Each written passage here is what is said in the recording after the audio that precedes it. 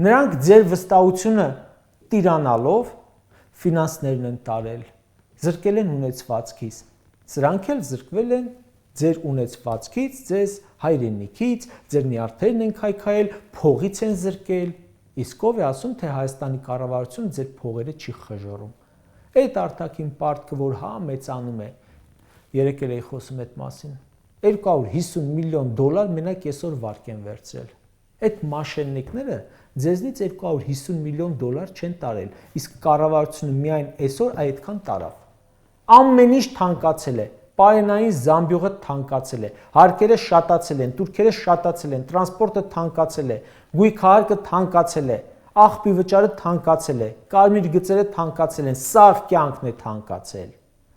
Սրանք այս թանկացումներով ձեզնից ավելի շատ փող են կորզում, քան այդ խաբեբաները։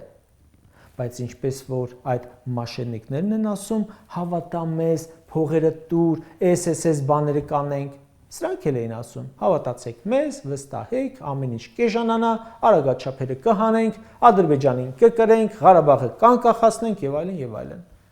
Կրկնում եմ, ինչքան փող ես տվել այդ խաբեբաներին ու ինչքան փող են քեզնից տարել այս խաբեբաները։ Նրանք տարել են միայն գումարը, սրանք ամեն ինչն են խժորում։ Հիմա ասում ես դատախազություն, այն մաշեննիկին չգիտեմ ով է, չեմ ճանաչում, բայց բռնի, իսկ այս մյուսներին գիտես ովքեր են։